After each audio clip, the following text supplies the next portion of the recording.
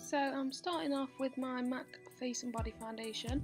The reason I chose this foundation is because it's super light coverage, but it's actually become one of my favourite foundations recently because even though it is light coverage, it still makes your skin look really nice. Like normally I felt like all the time I've never gone for light coverage, and then when I found this foundation it still made my skin look amazing even though it wasn't full coverage, and then I can go in with concealer and conceal any bits that do need going over. But I really like the way this makes my skin look because it still looks like my skin, you can still see my skin through it, but it gives me enough coverage to hide anything that needs covering. So like you can see here in this close-up, you can still see my skin peeking through, you can see freckles and stuff like that, but it still makes it look really nice and kind of even. And then I go in with my concealer and do like under my eyes, and I bring it down on my cheeks because I've got a bit of redness on my cheeks. And then because I had some left over, I popped it kind of in the highlighting places, but I didn't really need it there. That's just because I squirted too much out onto my hand. The concealer I did use was the Bourjois Healthy Mix as well, which this is probably, I'd say, a medium coverage foundation, concealer even. You could sheer it out even more, or you could make it more coverage. And I just buffed that in with the same brush I used for my foundation, so it kind of all ties together, all the colours mix together, so it all blends nicely. But yeah, buff that in, make it look really natural and seamless.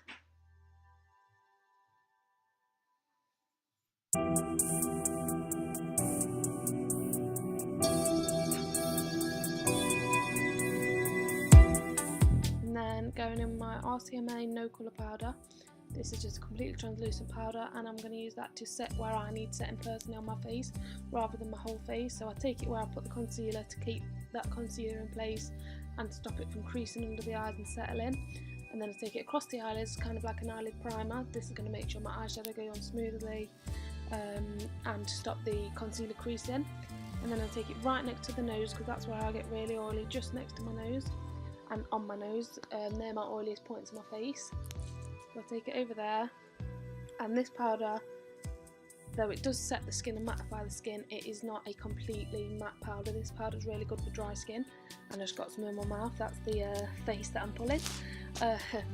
So if you have dry skin but you do still want something to set your makeup, I'd really recommend this powder rather than something quite very matte that's really going to dry out the skin. This is quite a nice one. And then I'm going to take it where I'm going to apply bronzer. So this is just going to make the bronzer go on a bit more smoothly, because sometimes after foundation your face can feel a bit tacky and the bronzer might kind of patch a little bit. So I just popped it where I'm going to apply the bronzer, so on my cheekbones and around my forehead. And then I'm going to quickly fill in my eyebrows with my Maybelline Colour Tattoo Creamy Mattes in Creamy Beige, I think. Just creating like a natural brow, making it a lot fuller. I don't have very thick brows, so I'm just making it quite thick. And this is a really great colour for blondes like me. I've never seen anyone else use this, and I've been using it for a good couple of years now, I'd say. And I've only ever been through, this is my second ever one, and I've been using it for at least a year and a half. So yeah, just fill in my brows, try and make them look as natural as possible whilst still making them a lot thicker and a lot more defined than they naturally are, because they're naturally very light. And then I go in my brow gel by L'Oreal and I push the brows up because that's the brow look I like.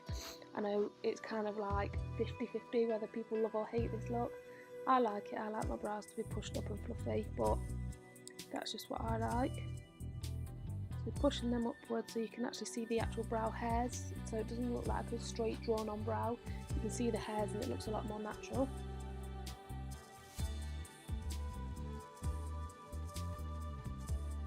And then taking my Stila bronzer, and this is the light one, and this is quite an orangey bronzer, and it's coming up even more orange on camera. It is orange, but it's not as orange as it's looking. I'm just popping that on the cheekbones, kind of going underneath and then bringing it up, and then around the forehead and the hairline. This isn't to really contour, it's just to bronze up the skin more,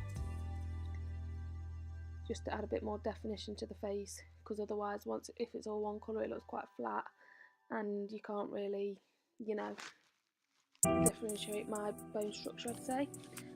And then with the same bronzer, I'm taking that through the crease, and this is to do the exact same thing pretty much. It's to just define the face slightly, well, the eyes slightly even, add a bit of colour. I'm taking that all the way from the outer corner to the inner corner. I'm not doing it heavier anywhere, it's going to be the same kind of colour payoff all the way across the crease. And if you have different eye shapes like mine, you're going to want to apply it differently. So my left eye is a lot more hooded than my right eye. My right eye I can kind of see where my crease is, but my left eye I can't, so you have to play around with your eye shape. And then I'm taking a really tiny bit under the eyes as well. And then taking this Essence blush. This was £1 from Woolco's and it's one of my favourites. It's a really naturally pink colour. It's got a slight bit of sheen in, but not a lot.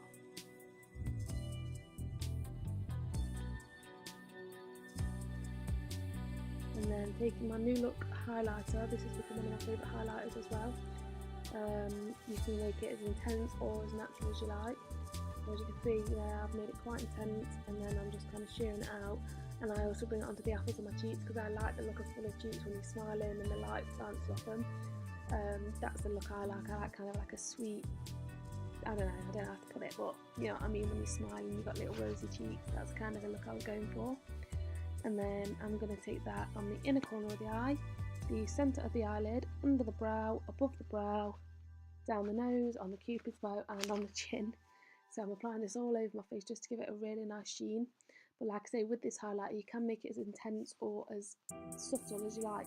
I made it quite intense on the cheekbones, but then everywhere else it was more subtle and kind of died down. And then I blend it all through with my finger, just because when I'm working with lighter colours and stuff like that, I don't need to get 100 brushes out. I can just use my finger.